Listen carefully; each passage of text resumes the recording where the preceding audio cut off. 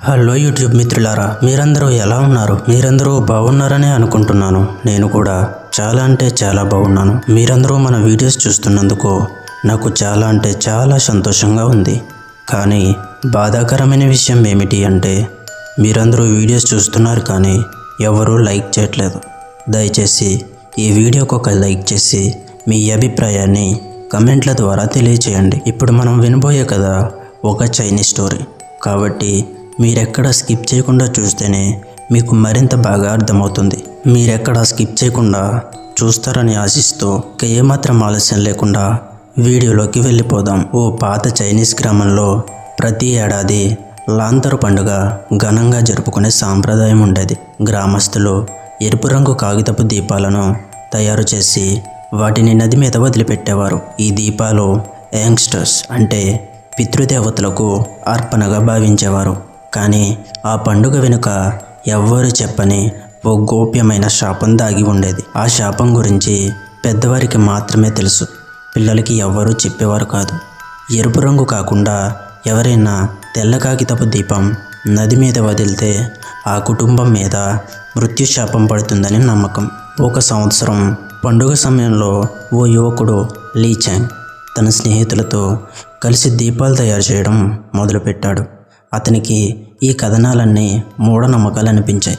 అందుకే సరదాగా ఒక తెల్ల కాగితపు దీపం తయారు చేసి నదిలో వదిలేశాడు. మొదట్లో ఎలాంటి సంఘటన జరగలేదు.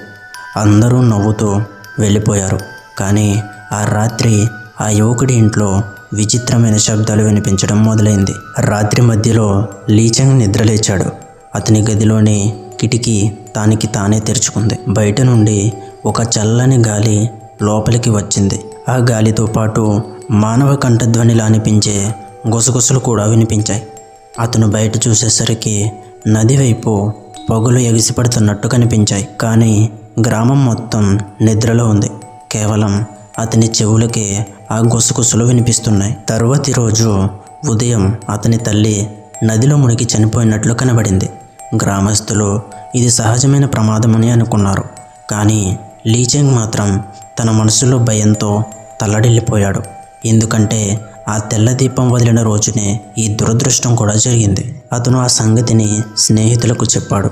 కానీ వారు నమ్మలేదు. మరో రోజు రాత్రి అతను నిద్రపోతుండగా అతని ఇంటి లోపలి గోడల మీద నీడలు కదులుతున్నాయి. ఆ నీడలో ఎవరైనా మనుషుల్లా కనిపించాయి. ఒక్కసారిగా ఆ నీడల్లో ఒకటి పొడవైన తెల్లని చీర వేసుకున్న స్త్రీ రూపంలో మారింది.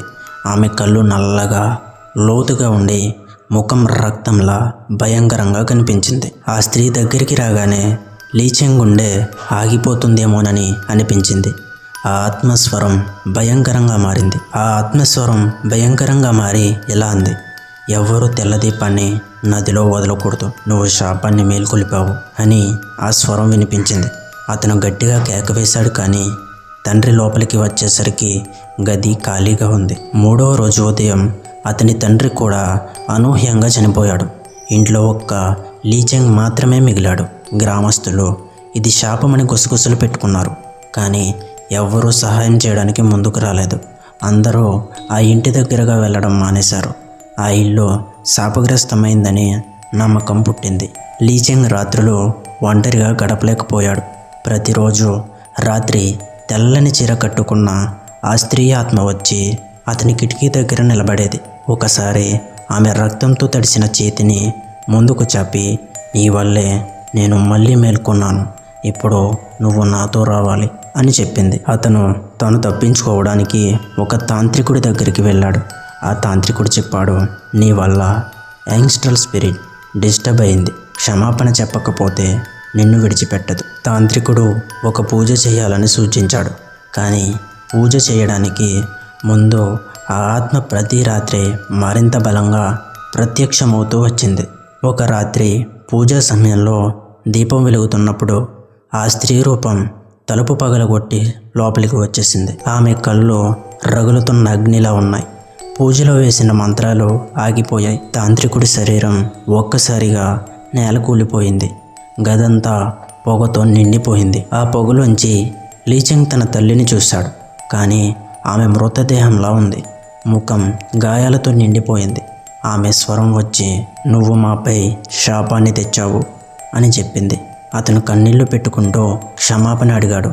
కానీ ఆ క్షమాపణ విన్న వెంటనే ఆ ఆత్మ గట్టిగా కేకవేసి ఆత్మ అక్కడ బంధించబడిందని భావించారు. ఆ తర్వాతి నుండి ఎవ్వరూ తెల్ల కాగితపు దీపం తయారు చేయలేదు.